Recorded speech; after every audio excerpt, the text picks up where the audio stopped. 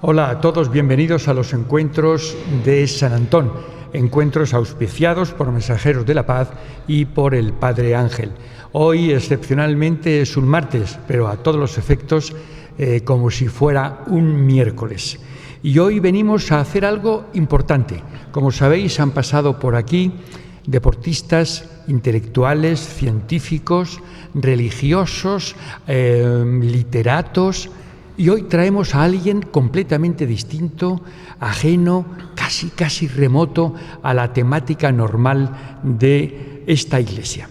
Bien, se llama Juan Carlos Ramchandani, sacerdote hindú, que nos va a hablar sobre hinduismo.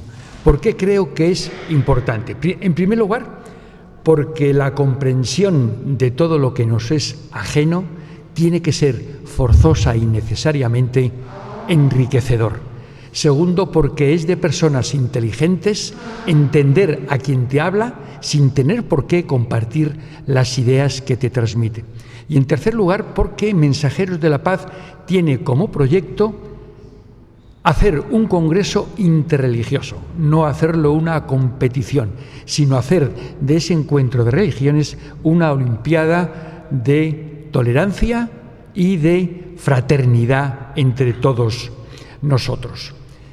El hinduismo es además un perfecto desconocido, remoto, con un origen asiático, geográficamente distante de nosotros, y afecta a más de 1.000 millones de personas, solo detrás de religiones como la católica o el islamismo. Por tanto, estamos hablando de una religión excepcional. Juan Carlos Ramchandani nació en Ceuta. Es hijo de una familia cuando menos exótica, de padre hindú e indio, ahora nos hablará cuál es la diferencia, y de madre española y católica. Y él es sacerdote. Y voy a traducir un mantra que seguramente Juan Carlos nos recite en hindi o en sánscrito, no lo sé, antes de empezar su intervención. Llévame de lo ilusorio a lo real, llévame de la oscuridad hacia la luz, llévame de la muerte a la inmortalidad. Su nombre, Ramchandani, con otro nombre, Krishna Kripadasha, es puróhita, sacerdote hinduista, conferenciante, escritor. Y después de oírle en varias conferencias y de conocerle personalmente, por encima de todo lo que he dicho, es una buena persona, dispuesto a venir aquí, a pesar de perderse por las calles de Madrid. Pero aquí está con la mejor de las sonrisas, con la más pura de las tolerancias para hablarnos. Y quiero por fin terminar mi intervención con algo que me parece decisivo. Hoy voy a saludarle con el saludo hindú, también nepalí, que yo lo he practicado allí, con un namasté.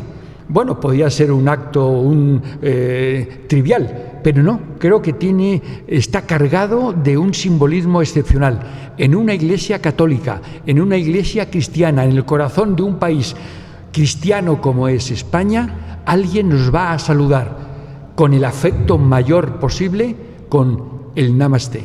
Namasté, Juan Carlos. Namasté. Pues muy buenos días a todos. Agradecerte, Federico, tus palabras. Y bueno, pues para mí un honor estar aquí con vosotros, en esta iglesia de San Antón, en este barrio castizo de Madrid. Y bueno, me gustaría comenzar mi intervención invocando la gracia de los maestros, ¿no? Porque sin nuestros maestros no podemos tener el conocimiento espiritual, y nuestros maestros son el medio que nos conecta con Dios, con la divinidad. Así que, con tu permiso, voy a recitar unos mantras invocando su gracia. Om Agyanatimirandasya Gyananjana Shalakaya Chaksurum Militam Yena Tashmai Shri Gurave Namaha. He nacido en la más oscura ignorancia y mi maestro espiritual me ha abierto los ojos con la antorcha del conocimiento. A él le ofrezco mis respetos.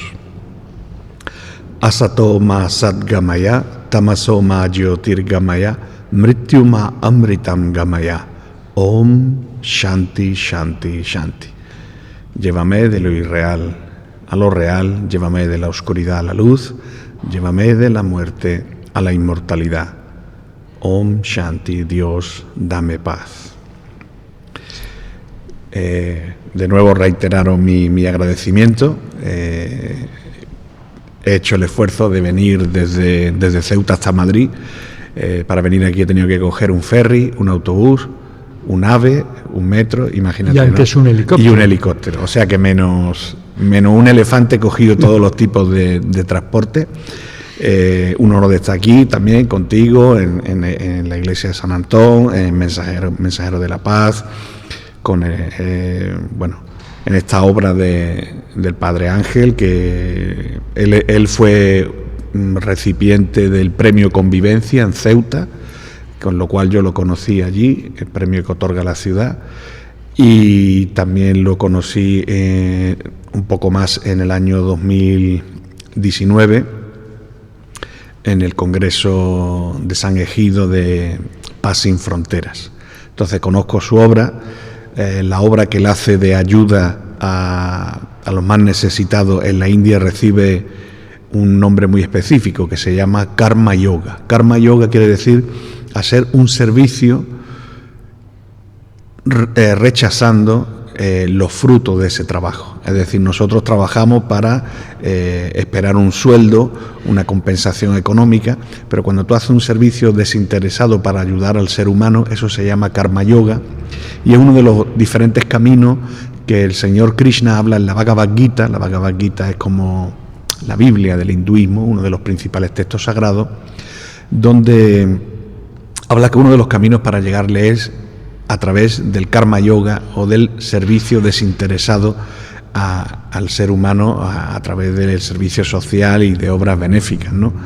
Entonces, a mí siempre que me han preguntado por grandes karma yogi, en vez de citar a personalidades de la India, siempre he citado especialmente a Vicente Ferrer, que hizo una obra inmensa en la India, la Madre Teresa de Calcuta, y nosotros en España también tenemos nuestro gran karma yogi, que es el Padre Ángel. Entonces, bueno, muy contento. Como bien has comentado, yo he tenido la oportunidad o la gran fortuna de nacer en una familia interreligiosa, donde recibí la educación cristiana católica por parte de mi madre y la religión hindú por parte de mi padre, y a partir de los 13 años más o menos pues me sentí más inclinado del camino del hinduismo. Con 15 años fui iniciado formalmente en la tradición hindú. Con 17 años viajé por primera vez a la India, que sería el primero de 28 viajes que he hecho por la India, donde he permanecido en diferentes etapas hasta un máximo de estado 6 años en la India, formándome como puróhita, como sacerdote, aprendiendo sánscrito, los rituales y vivir la espiritualidad hindú en el contexto cultural apropiado. El hinduismo sigue siendo desconocido en Occidente, pero aún más en España, ¿no? Por esa distancia geográfica. Y, por ejemplo, los ingleses, pues al ser el imperio colonizador, pues se trajeron muchas cosas de la India, no solamente todo lo que se llevaron material, sino que también trajeron enseñanzas, ¿no? Entonces, en España todavía hay muchos tópicos, muchos conceptos erróneos. También nos encontramos, hay que ser un poco autocríticos, no solamente el público o las administraciones tienen parte de la culpa, sino también el propio hinduismo, ¿no? Porque nos encontramos en una situación que cualquier persona que haya estado en un viaje organizado en la India o que sea profesor de yoga se atreve a hablar en nombre del hinduismo, ¿no? Entonces, en nombre del hinduismo, bueno, con libertad cada uno habla de lo que quiera, pero si quiere hablar de una temática y dar una información veraz y exacta, es importante que la persona esté versada en la escritura, que esté reconocido a través de una escuela. Nosotros la llamamos Sampradaya. En el hinduismo hay 4 escuelas filosóficas, 4 Sampradaya. Yo pertenezco a la escuela Vaishnava, que somos los devotos de Vishnu, pero también está la Shaiva, devotos de Shiva, los Shakta, que son devotos de la diosa, y los Smarta, que creen en una divinidad sin atributos, sin forma. Entonces, en el hinduismo hay bastantes corrientes, es como una confederación de diferentes credos que tenemos una serie de puntos en común, pero que muchas veces hay diferencias lingüísticas, diferencias regionales, e incluso dentro de una misma escuela luego han surgido maestros reformadores que han alterado incluso las enseñanzas, lo cual también tiene validez porque en el hinduismo no todo es dogmático y perenne, sino que va evolucionando constantemente de acuerdo a tres cosas: tiempo, lugar y circunstancias. No podemos predicar hace 2000 años en un contexto histórico de lo que era el subcontinente indio a la prédica de un hinduismo como una religión global y en el siglo XXI. Entonces el mensaje, sin perder la esencia, sin ser inalterable, debe de adaptarse a las circunstancias en las que vivimos. Entonces, bueno, mi labor es, entre otras, pues aportar luz, dar conocimiento sobre el hinduismo. Uno de los, cuando se hacen, que tú mencionabas, los congresos interreligiosos, muchas veces el hinduismo queda excluido, porque siempre hablan de religiones abrahámicas, ¿no?, como cristianismo, islam y judaísmo, que tienen un libro en común, y el budismo a lo mejor lo aceptan, pero el hinduismo lo ven más raro, ¿no?, como el principal concepto erróneo, que es una religión politeísta. En el hinduismo, como he comentado, existen diferentes corrientes, y hay una corriente politeísta que es minoritaria. La corriente mayoritaria es una corriente monoteísta, pero que dice que Dios no lo podemos limitar ni a una sola forma ni a un solo nombre. Esto se llama técnicamente monoteísmo polifórmico, es decir, Dios solo hay uno, pero tiene esa capacidad de manifestarse en innumerables divinidades y ser conocido por muchos nombres. El hinduismo también reconoce que la verdad no solamente está en el hinduismo, porque sea históricamente la religión más antigua de la humanidad y que a día de hoy sigue perdurando. Otras civilizaciones han desaparecido o simplemente la podemos estudiar a través de los restos arqueológicos, ¿no?, como Babilonia, Egipto, las culturas precolombinas, pero el hinduismo sigue vivo, sigue evolucionando y sigue atrayendo a millones de personas, 1.000 millones de personas. La inmensa mayoría están en el subcontinente indio, entre India, y luego hay dos minorías muy importantes en Bangladesh y en Pakistán, y por supuesto en Nepal, que la gente confunde Nepal como un país budista, pero Nepal es un país hinduista, y los budistas que hay son refugiados del Tíbet que se establecieron en Nepal igual que en la India también, ¿no? Juan Carlos, ¿cuál es la diferencia entre hindú e India? Vale, pues esta es una pregunta que también a mí me gusta hacer bastante pedagogía, porque aquí también lo confundimos bastante. India, persona o algo relacionado con la India como país. Bien, una persona india es una persona que puede tener la nacionalidad india o ser de origen indio, pero no necesariamente es de religión hindú.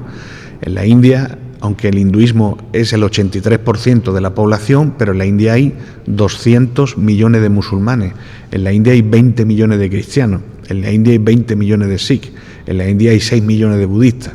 Entonces, decir indio no es automáticamente decir hindú.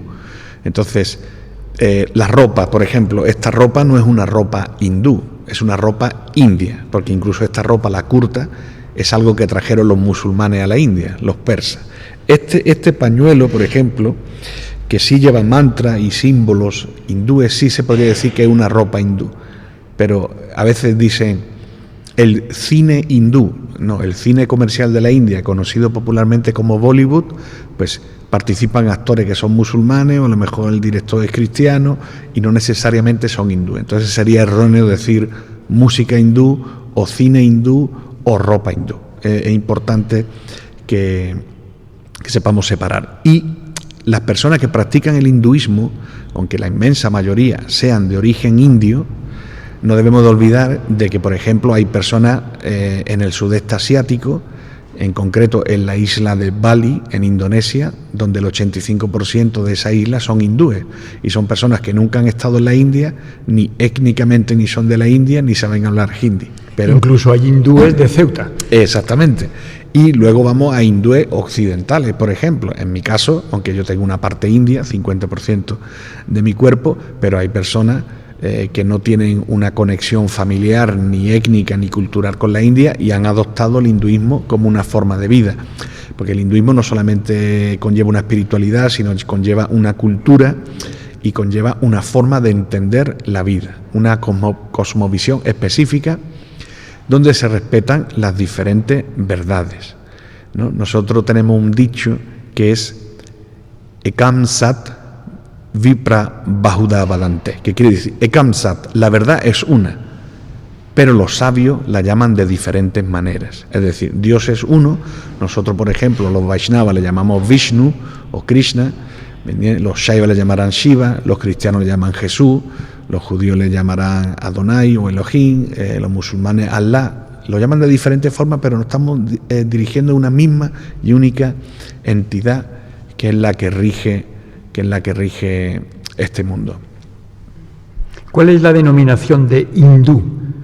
Bien, la palabra hindú en realidad es una palabra de origen extranjero, no es una palabra que se encuentra en el sánscrito. El sánscrito, que es la lengua litúrgica del hinduismo, y que el sánscrito tiene una antigüedad de más de 5.000 años y está considerada la madre de las lenguas indoeuropeas. El alemán, el latín, incluso en el español tenemos muchas palabras que trazamos su origen al sánscrito. Entonces, la palabra hindú no es una palabra sánscrita ni aparece en las escrituras sagradas, que, como sabes, tenemos los 4 principales libros, los 4 Vedas. La palabra Veda significa conocimiento, que es de donde surge toda la cultura de los Vedas. Luego tenemos las Upanishads, que son tratados filosóficos. Tenemos los Puranas, que son textos de carácter sagrado que transmiten la enseñanza a través de historia y analogía. Y tenemos un libro principal que es la Bhagavad Gita, que es la esencia de todo ese conocimiento, y que, como comentaba antes, si tuviéramos que mencionar un único libro del hinduismo, sería la Bhagavad Gita, o el canto de Dios, el canto del bienaventurado, el que lleva las principales enseñanzas del hinduismo. Entonces, en ninguna de estas escrituras aparece la palabra hindú. ¿Cómo surge? Pues con las invasiones de los musulmanes. ¿Y por qué digo musulmanes? Porque eran árabes, eran persas, eran turcos, que llegan a la India en busca de su riqueza, oro, seda, plata, piedras semipreciosas, y entran por la zona del río Sindhu, que hoy en día se encuentra en la región de Pakistán. Entonces, cuando llegan al río Sindhu y preguntan a las personas que vivían allí que cómo se llama esta zona, y ellos dicen, se llama el río Sindhu, el valle del Sindhu. Y entonces en Farsi, que es el persa, que es la lengua de lo que hoy en día es Irán, Irak, dice, en vez de decir Sindhu, pronuncian con una H aspirada y dicen Hindu. Y Sindhu se convierte en Hindu, y ellos le llaman a la India Hindustán, la tierra de los hindús, de los hindúes. Pero hasta el siglo XVII no hay ningún texto que mencione la palabra hindú. A partir del siglo XVII los propios sanatanis, y ahora explicaré este término, se reconocen finalmente de que somos hindúes. El término originario del hinduismo es Sanatana Dharma. Sanatana significa lo eterno, lo que no tiene ni comienzo ni final. No se conoce el fundador del hinduismo. Dharma, el deber religioso espiritual de la persona. Entonces es un deber eterno. Y las personas que practican este Sanatan Dharma se llaman Sanatanis, aquellos que siguen el Sanatan Dharma.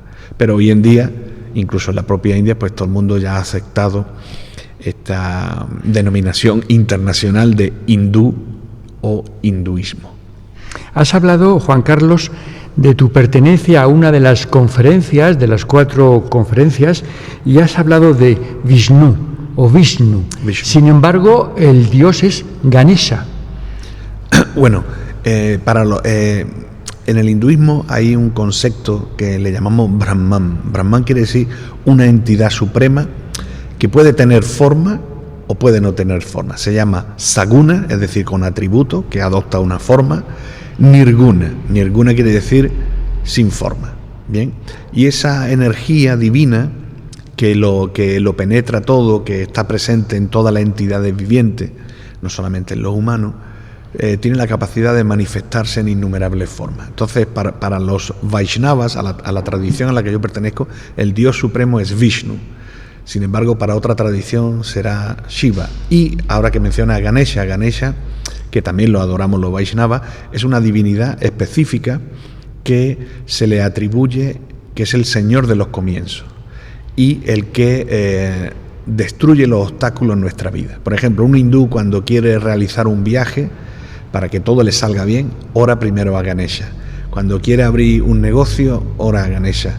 Una boda, matrimonio, antes de comenzar, oramos a Ganesha. Ganesha tiene como ese atributo específico de que es el Señor de los comienzos. Incluso para un Vaishnava, incluso para una persona que es devoto del Señor Vishnu y sus encarnaciones como Krishna, Rama, comenzamos nuestro programa, nuestra adoración, nuestra puja, nuestra ceremonia, orando siempre al Señor Ganesha, que pues, se podría decir que es la divinidad más popular del hinduismo por su apariencia física de tener cabeza de elefante y cuerpo humano, ¿no? ¿Y por qué esa forma tan exótica? Pues mira, todo esto lo cuento en uno de mis libros, uno de los últimos libros que he publicado, Ganesha, el Señor de los comienzos y destructor del obstáculo, donde cuento la historia de por qué Ganesha tiene una cabeza de elefante, que le fue puesta por su propio padre, por el señor Shiva.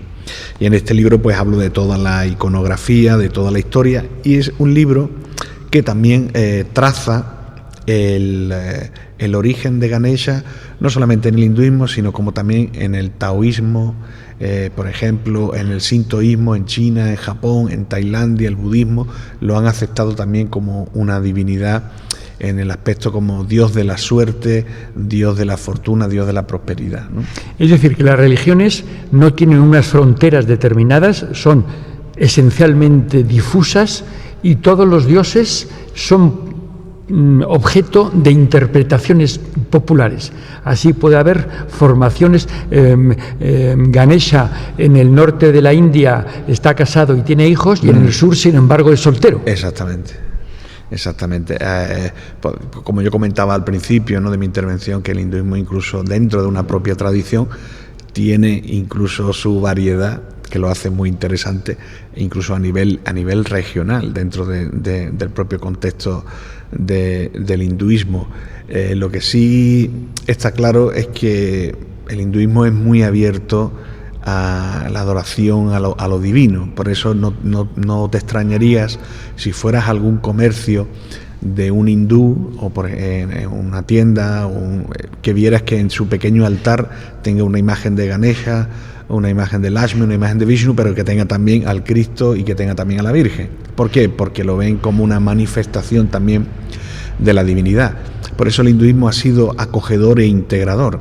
En la India, como te he comentado, no solamente está el hinduismo, sino el hinduismo como religión originaria, primigenia, por su voluntad de acoger, de tolerancia, de integrar, pues ha acogido muchas otras religiones, incluso aquellas que llegaron de forma violenta, como puede ser el Islam, pero acogió al cristianismo.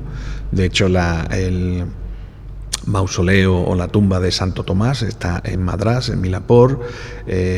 Ha acogido a los judíos cuando fueron expulsados de Israel. Una de las comunidades más antiguas fuera de Israel están en Kerala, en el sur de la India. Y luego, con el paso del tiempo, acogió a los zoroastrianos, los parsi, que fueron expulsados, los adoradores del fuego, que la comunidad también viven en la India. Entonces el hinduismo tiene esa capacidad de acoger, tomar e incluso influenciar positivamente a otras religiones, ¿no? Todo esto huele a tolerancia. ¿Ha sido siempre así? Porque no se puede aplicar eso mismo al cristianismo ni tan siquiera al islamismo. Pero ¿ha sido siempre una de las constantes la tolerancia hacia los demás? Una de las principales enseñanzas del hinduismo es la ahimsa o la no violencia, que Gandhi pues lo hizo como su meta, ¿no? Siempre que hablamos de Gandhi lo unimos a ahimsa. En el hinduismo, nuestro libro principal, la Bhagavad Gita, lo habla el señor Krishna, la encarnación divina, en campo de batalla de Kurukshetra, justo antes de comenzar una guerra. Entonces el hinduismo no es que no haya habido guerra, ¿no? Incluso siempre habla de la autodefensa. No tenemos ese concepto, por ejemplo, de poner la otra mejilla, que sí es un concepto cristiano, pero sí lo que se trata es de hacer el mínimo daño posible. Y esa visión de que una persona entre en una iglesia y se presine, o que un musulmán se ponga de rodillas y reza hacia la Meca, en el hinduismo se ve como diferentes manifestaciones de dirigirse a Dios. O sea, te voy a poner un ejemplo. El sol, cuando sale por la mañana, nosotros lo vemos y en España decimos el sol, ¿no? Los ingleses dicen Sam, en la India dicen Surya, los japoneses dicen Nippon, pero estamos hablando de un único y mismo sol. Nuestras diferencias son lingüísticas, culturales, pueden ser filosóficas, teológicas, pero finalmente nos estamos dirigiendo a una misma divinidad. Y el hinduismo no tiene esa exclusividad de pensar de que solamente los hindúes se salvan o uno tiene que reencarnar y volverse hindú para liberarse y volver con Dios. No tenemos. Hemos hablado de la integración como otra de las figuras esenciales del hinduismo, pero no referida exclusivamente a los hombres, sino que cualquier tipo de vida sobre este planeta, ya sea vegetal o animal, y por supuesto la humana. Exacto, el hinduismo, bueno, una de los preceptos que tiene, no obligado, pero sí recomendado, es el vegetarianismo. El lacto-vegetarianismo como dieta saludable, como una dieta solidaria y como una dieta que no hacer daño a otros seres vivos. Y al mismo tiempo una dieta ecológica porque es muy respetuosa con el planeta, ¿no? Vemos que la industria cárnica es la industria ahora mismo más contaminante del planeta, ¿no? Incluso grandes autoridades en el mundo de la ciencia y la ecología dicen que, si no ser vegetariano por completo, hablan de que al menos hay que tratar de consumir el menos carne posible. Entonces hay hindúes que comen carne, por supuesto, pero una inmensa mayoría es vegetariana y al mismo tiempo incluso los que comen carne ciertos días de la semana se abstienen de comer carne, como si tuvieran una promesa. Y aquí lo explico, ¿no? En este otro de los libros que presentamos hace poco y que tú estuviste presente, Naturaleza y Espiritualidad, donde hablo de esa cosmovisión del hinduismo desde hace miles de años, de cómo cuidar el planeta, y uno de los puntos es el respeto por todo tipo de vida, también por los animales, ¿no? Luego muchas veces pues la gente te puede venir, bueno, pero los vegetales no tienen vida. Pues sí, pues claro que tienen vida, porque las almas están presentes en todos los seres, pero su conciencia está mucho más dormida, su conciencia está menos latente, con lo cual creamos un mínimo sufrimiento. Para alimentarnos tenemos que crear un sufrimiento, vamos a tratar de hacer el mínimo posible. Otra de las notas que me llamó la atención en otras intervenciones que te he seguido ha sido que los fieles hinduistas participan en una porción pequeña de la misma divinidad que Ganesha o que Vishnu. ¿Es así? Sí, por ejemplo, cuando hacemos rituales, como te he comentado al principio, comenzamos orando a Ganesha, aunque la festividad esté consagrada a otra divinidad. Y se hacen una serie de ofrendas, ¿no? Como la ofrenda de los 5 elementos, lo que nosotros llamamos técnicamente puya, donde se ofrecen los 5 elementos materiales: el fuego, la tierra, el agua, el aire y el éter, a través de diferentes objetos, como pueden ser el incienso, una lámpara con fuego, flores, pañuelos, y hay una recitación de mantras. Y entonces en esa puya, pues aparte de que el sacerdote oficie, pues se trata de hacer partícipe a todas las personas que atienden, incluso personas de otras religiones. Todos son bienvenidos, siempre y cuando la primera norma antes de entrar a un espacio sagrado hindú es descalzarse, y bueno, pues ser respetuoso, pues todos son bienvenidos porque es la casa de Dios, ¿no? Utilizabas una imagen que me gustó mucho, la gota de agua, respecto del océano. Pues sí, utilizo a veces esa analogía, ¿no? Que en realidad no es mía, sino es de los maestros, porque yo al final soy un transmisor de un conocimiento que se ha transmitido de maestro y discípulo, ¿no? Lo que se llama Guru Parampara. Mi maestro me lo enseñó a mí, a mi maestro su maestro, etc. Entonces, si nosotros cogemos una gota de agua del océano y lo analizamos, tiene la misma composición que el océano. Entonces nosotros somos seres divinos. ¿Por qué? Porque tenemos una chispa espiritual que viene de Dios. No somos igual de grandes que Dios, pero sí que somos en calidad igual que Dios, porque somos parte de su creación. Lo que pasa es que nosotros somos infinitamente diminutos. Y la misión del hinduismo, la meta del hinduismo es finalmente volver con Dios y volver a ser parte de ese gran océano o de ese gran fuego que es su creación. Nosotros nos encontramos aquí en este mundo material para cumplir una misión evolutiva a nivel de conciencia. Uno de los preceptos más importantes del hinduismo es el karma, la ley de acción-reacción, y punarjanma, o la reencarnación. Entonces, la reencarnación, creemos que el alma no muere cuando muere el cuerpo.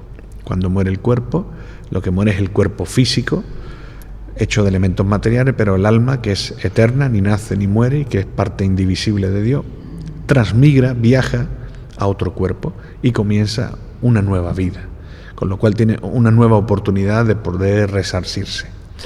Ahí entra la ley del karma. Karma ya forma parte del lenguaje cotidiano, ¿no? Pero aquí se le da una connotación negativa. Yo escucho muchas veces a la gente, eso es karma, eso es por su karma. Pero karma no es solamente algo malo, sino karma significa acción-reacción. Si yo hago algo bueno, yo tengo una reacción buena. O sea, existe el karma bueno. Si yo hago algo malo, yo tengo una reacción mala. Karma malo. Y luego hay acciones que son neutras. Entonces, como en nuestra siguiente vida, digamos, recogemos los frutos de nuestras acciones en esta vida, ¿no? Y por eso vemos a veces las diferencias, porque unos nacen en un país, uno tiene una mejor posición social, otros menos. Y mucho cuidado, esto no quiere decir que tiene que aceptarlo, porque la persona es el arquitecto de su universo, de su propio destino. Pero hay cosas que no podemos cambiar dónde hemos nacido, no podemos cambiar quiénes son nuestros padres. El resto no podemos cambiar si eres hombre, mujer, el resto de las cosas lo podemos ir cambiando nosotros. Pero ahí la importancia de karma, acción, reacción. Otro de los componentes a la hora de trazar el perfil del hinduista es la creencia en los Vedas. No puede haber hinduismo sin la creencia de los Vedas. Exactamente, lo que nos une a las diferentes sampradayas o escuelas filosóficas, aunque tengamos diferentes teologías, al final a ver quién es el Dios Supremo, nos une la revelación de los Vedas. La palabra Veda significa conocimiento, son 4 libros sagrados: Rig Veda, Yajur Veda, Atharva Veda y Shama Veda. El más antiguo es el Rig Veda, que puede tener una antigüedad escrita de unos 4.500 años, pero su antigüedad oral puede estar hasta unos 6.000 años. Y en estos libros sagrados que se recitaban, se aprendían de manera oral en sánscrito, pues nos viene todo el conocimiento, ¿no? Quién es Dios, cómo crea el universo, cuál es el ser humano, cuál es la misión del ser humano. Entonces, la importancia de la creencia en los Vedas. Esto es fundamental. Aquel que rechaza los Vedas no se puede considerar hindú. Y por ejemplo, ahí tenemos la historia de cómo surge el budismo. Buda, Siddhartha Gautama, era hindú, pero él rechazó la autoridad de los Vedas, con lo cual creó un cisma y se crea una nueva filosofía o una nueva religión, el budismo. El budismo posterior y también bebe del hinduismo. Tenemos cosas en común como karma, samsara, el mundo material, la importancia de la sangha, de la unión de las personas con una mentalidad parecida, el concepto de kala, del tiempo. Pero la gran diferencia, que mucha gente no se da cuenta, es que el budismo no es teísta. El budismo no cree en una divinidad suprema. En el hinduismo habla de Ishvara. Ishvara significa literalmente el controlador. Tenemos un controlador, ¿no? Controlador supremo, Dios. Mientras que el budismo, aunque tiene muchas cosas en común, dice que no hay un controlador supremo, que nosotros somos alma aquí y nosotros nos podemos volver también, digamos, esa alma controladores, ¿no? Entonces, esa es una diferencia principal. Y al rechazar los Vedas, pues ocurrió aquello de nadie es profeta en su tierra, ¿no? Porque Buda tiene 2 siglos, 200 años de expansión en la India, donde grandes emperadores adoptan el budismo, pero sin embargo al final fracasa en la India y sin embargo se expande por China, por Japón, por Tailandia, Vietnam, etcétera, porque la importancia de los Vedas, al rechazar la autoridad de los Vedas, fracasa. Entonces, como bien has comentado, uno de los preceptos que nos une a las diferentes escuelas del hinduismo es reconocer la autoridad y que son aparaushaya. Aparaushaya quiere decir que son libros revelados por la divinidad, que no son escritos por el hombre. Y la consecuencia de la creencia en los Vedas es posiblemente otro de los perfiles, de las notas de perfil. Tener un maestro que te dirija e interprete los Vedas, gurú. Exactamente. La importancia es otro de los preceptos que tenemos en común, el aceptar un maestro o maestra. La palabra gurú tiene varios significados. En el sánscrito hay palabras que pueden tener hasta 10 significados diferentes, según cómo se utilice. 2 de las principales, gurú significa aquel que es muy pesado en conocimiento. Y también significa aquel que disipa la oscuridad. Bien, Ru viene de la palabra rati, noche, gurú, el que disipa la oscuridad. Yo cuando he comenzado mi intervención he dicho, he nacido en la más oscura ignorancia, me refiero a la ignorancia espiritual, ¿no? Y mi maestro me ha abierto los ojos con la antorcha del conocimiento, es decir, al darme el conocimiento espiritual, abre mis ojos. Entonces la importancia de un maestro de que te guíe en la interpretación de los Vedas, porque los Vedas o muchas escrituras utilizan un lenguaje encriptado, que si no tiene una guía le puedes dar 1000 significados y no llegar nunca a la conclusión. Entonces el maestro es el que te guía en la escritura. A veces consultamos con los maestros para tomar decisiones importantes en la vida. Mi experiencia personal y lo que yo recomiendo a todo el mundo es que tengan un maestro para aprender. Krishna dice en la Bhagavad Gita que debemos de acercarnos a un maestro que ha visto la verdad, hacerle preguntas de una forma respetuosa, no desafiante, y aprender. Pero nunca tampoco tenemos que ser como un objeto o ser incapaces de tomar decisiones por nosotros mismos sin consultar con el maestro. Porque yo, por experiencia personal y que he sido secretario personal de mi maestro durante años y he viajado con él por diferentes lugares del mundo, he visto como muchos discípulos o discípulas le hacían preguntas un poco, vamos a decirlo, que no tenían, ¿no? Que si el niño no duerme o qué le doy de comer, que no quiere comer. Entonces, el maestro no está para eso.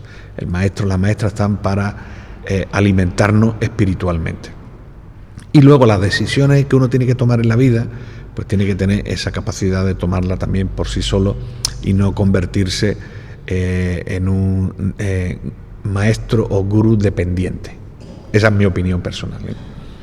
El hinduismo, como el resto de religiones, tiene una finalidad absoluta. Juan Carlos ya nos la ha anunciado, el reencuentro con esa divinidad eterna y, bueno, ser mejores, aliviarse uno en esta vida, aliviar fundamentalmente a los demás. He tomado unas notas, 4, pido perdón por mi pronunciación, al hinduismo en general y a Juan Carlos en particular, por los Purusharta. El Dharma, que es el deber de cada persona, con Dios, la familia, su país, etcétera, etcétera. Vamos a ir viendo uno a uno. Vale, pues los 4 Purusharta o 4 metas del hinduismo o 4 preceptos nos arrojan bastante luz sobre uno de los tópicos del hinduismo, ¿no? A veces al hinduismo se le tacha o se le etiqueta como religión mística, ascética, donde lo que impera es la renuncia al mundo material y abandonar todo. Pues no, esto no es así y nos lo explican los Purusharta que aparecen en los Vedas. El primero, Dharma, los deberes. Hay muchos tipos de deberes, el deber que tengo con mi familia, el deber que tengo con mi comunidad, con mi país, y luego está Swadharma, o los deberes supremos, que es los principios religiosos y conectar con Dios. Es el Dharma. Luego pues, viene... Perdóname, esos dharmas tienen que ser compatibles. Claro. ¿Qué ocurre si una exigencia de Dharma supremo está en contradicción con el Dharma menor de fidelidad, por ejemplo, a tu país o a tu familia? Claro, el Dharma supremo hay que saber interpretarlo, ¿no? Porque, por ejemplo, dependiendo de la cualidad de cada persona, tenemos diferentes dharmas. Por ejemplo, el brahmana, el sacerdote, su cualidad es el estudio, la enseñanza, el guiar a las personas, el oficiar los rituales. No le puedes pedir, por ejemplo, el dharma de un kshatriya, que sería un guerrero. Entonces, dependiendo de nuestra situación social o de nuestra naturaleza, tenemos diferentes dharmas. Lo que mi maestro siempre decía era que en la vida espiritual, y como en todo, tenemos que utilizar el 99,99% de sentido común, ¿no? Esto es muy importante y yo siempre abogo por el equilibrio entre la materia y el espíritu. Se llama bhakti, significa en sánscrito devoción. Si yo tengo mucha devoción pero no tengo conocimiento, al final se vuelve en un fanatismo, al final se vuelve en algo muy emocional. Si por el contrario tengo mucho Vedanta quiere decir que he aprendido de los Vedas, tengo mucho conocimiento, pero no tengo devoción, no tengo amor, ¿qué ocurre? Que al final se vuelve todo una especulación, algo muy árido, muy intelectual. Entonces la importancia de mantener el equilibrio entre Bhakti, devoción, y Vedanta, conocimiento. Y ahí es como puedes saber aplicar el Dharma, ¿no? Y cuando cumples bien el Dharma, pues tienes también Artha. Artha quiere decir el desarrollo económico. Y es el segundo de los preceptos. Exactamente. Artha. Artha quiere decir que toda persona tiene derecho de buscarse la vida, de recibir un sueldo, de ganar dinero, todo eso es lícito. O sea, no es necesario, solo algunas personas muy renunciadas que renuncian al mundo, los sannyasis, aquellos que van vestidos con ropajes de color naranja, que hacen una renuncia al mundo, a tener familia, a riqueza, posesiones, y se dedican a una vida de contemplación.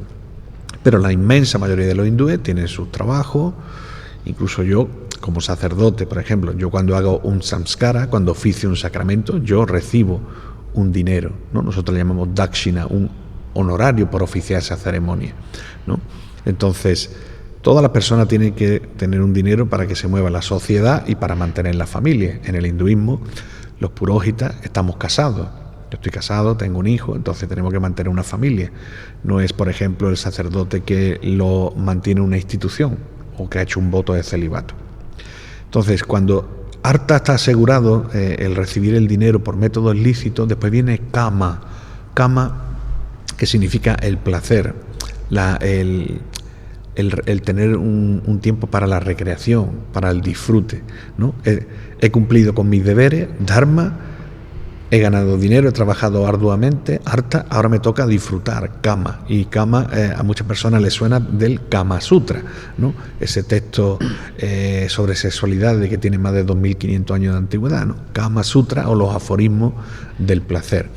Entonces es lícito también tener un placer, el viajar, si te gusta comprarte una camisa o irte a comer a un restaurante con la familia, todo eso es lícito porque has trabajado duro, y eso también lo que te hace es crear una sensación de calma.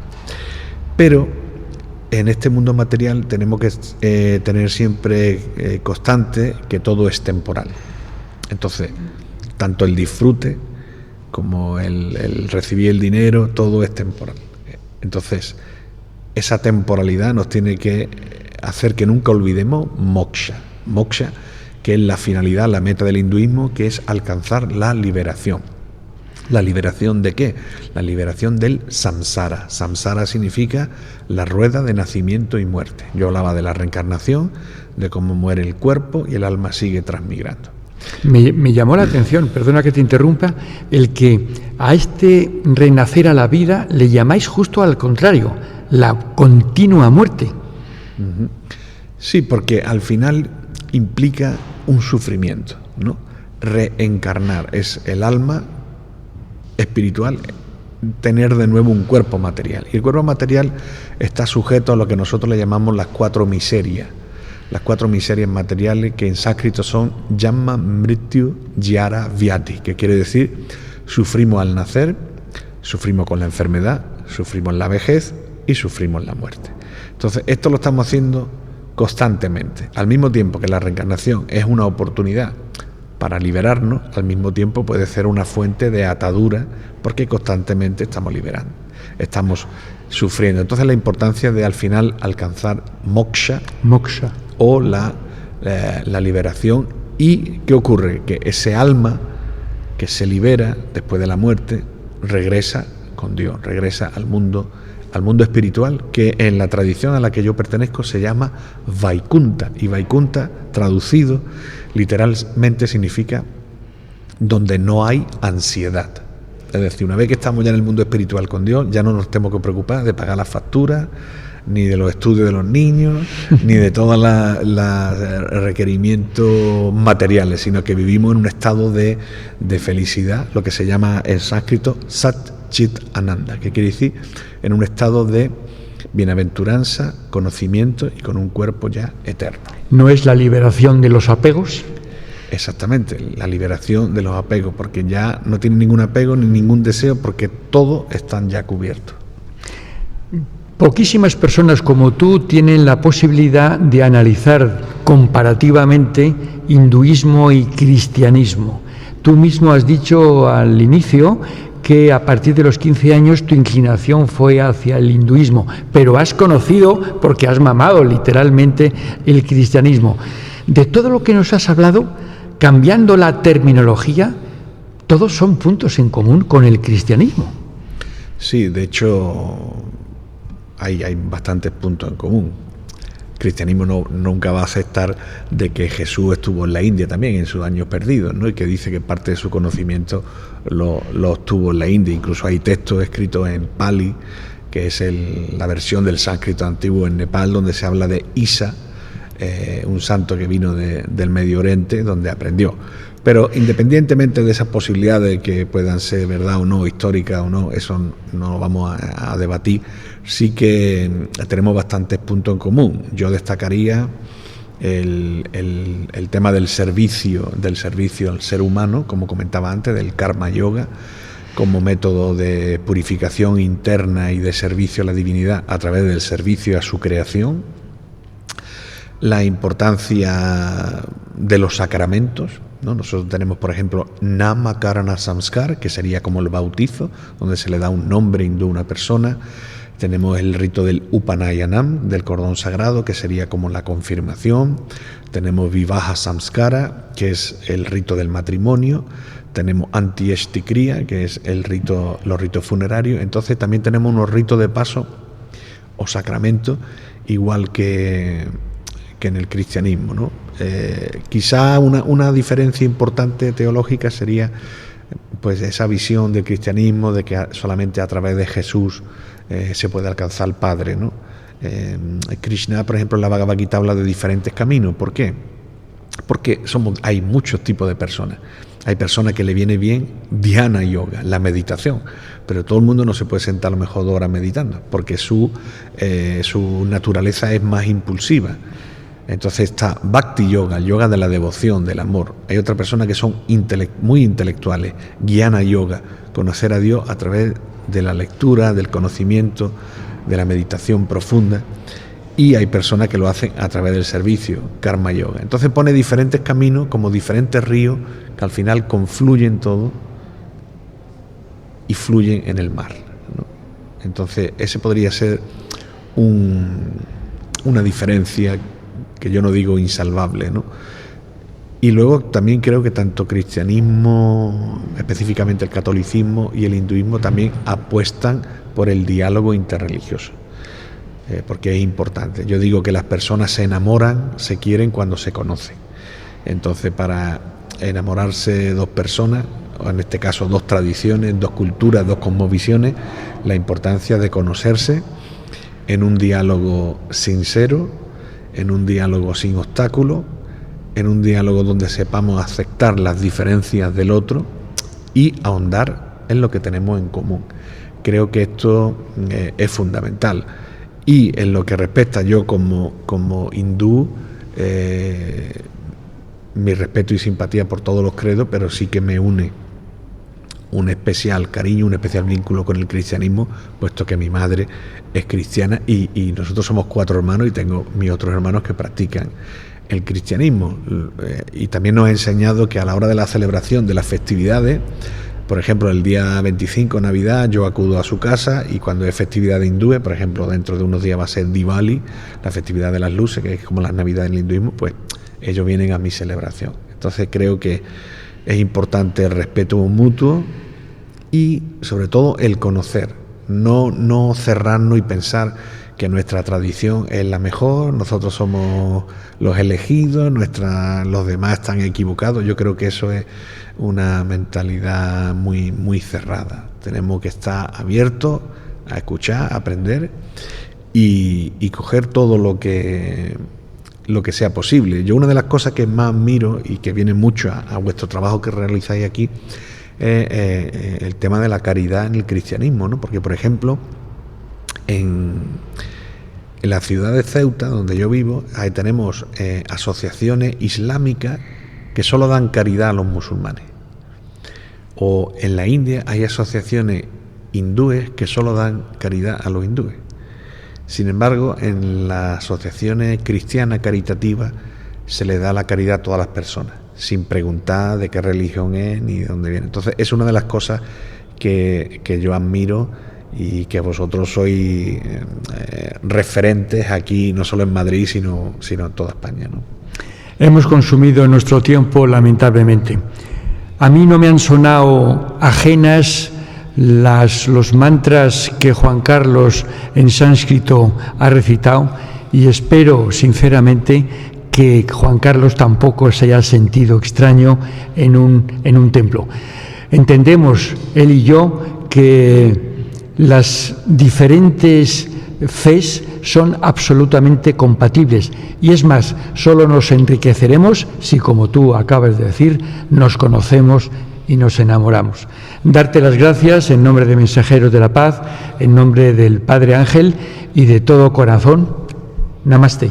Namaste, muchas gracias por traerme aquí, la verdad, a este templo, a esta casa de Dios, donde me siento muy bien, y espero que esta sea la primera de muchas colaboraciones. Así será. Namaste y Om Shanti. Muchas gracias.